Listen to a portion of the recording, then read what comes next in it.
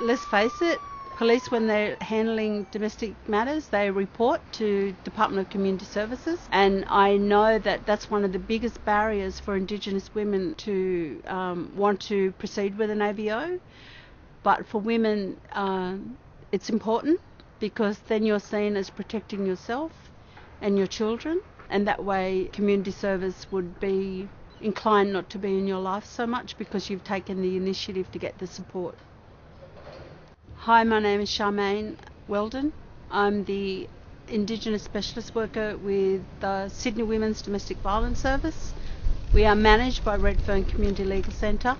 My role within the service is working within the courts, and our 4 main courts are Balmain, Newtown, Downing Centre and Waverley, which I attend all the 4 courts. And if I do have an Indigenous woman that specifically has hearings, I attend those hearings with a woman just for the support as well. While a woman is at court, I look at her AVO conditions to make sure that they suit her, and if she's remaining in the relationship, and look at why the AVO has been taken out due to alcohol related violence. Then we look at maybe adding for her partner not to come back within 12 hours of consuming drugs or alcohol, and have just the mandatory orders in place. And that, with those conditions, that enables an Indigenous woman to stay in the relationship, and that way she's protecting herself and her children by having those orders in place. My role, and I stress it importantly, is to do warm referrals for a woman, because I think it's so important for Indigenous women to get the support, not to fear the departments, to access these support services so that they can help with her maintaining her life, a quality of life for her and her children, and to keep her sane. I feel it's very important for an Indigenous woman to get those supports in place, and victims' compensation is one of those services that I feel is very important for a woman to access. The counselling that's available and their qualified psychologists, and also to access the money that's available through victims' compensation as well, which would help her.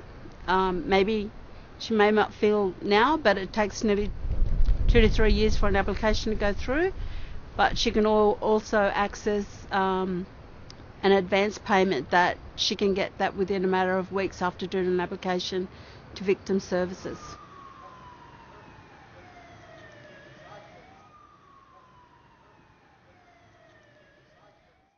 I'm a survivor of domestic violence, and I lived in Sydney for the last 27 years, and I was experienced domestic violence and at its worst. And I never knew that refuges even existed. I didn't know that there was support out there to access, and it wasn't until much later that I needed help, and started working within a refuge movement that, oh my God, I wish I knew all these services were available when I was experiencing domestic violence, and all the support that were in place. I did it solely. It was hard. I had nobody to talk to, because all my family are back in the country, and I can't express to an Indigenous woman how important it is to get the support, and to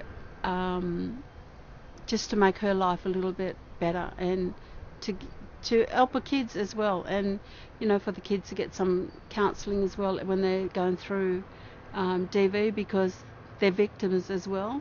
I know as a survivor, it's hard to take in that all that violence has effect on children as well. And it's not till much later on, when they're all grown up, that you think, or they start acting out, and then you realise just how much it impacted the kids as well. So I strongly encourage the support process and access services. Don't fear them, because they're there to help. If you are experiencing domestic violence, please contact us and get the help.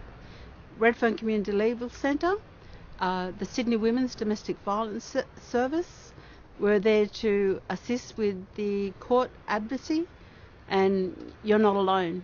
So never think you're alone.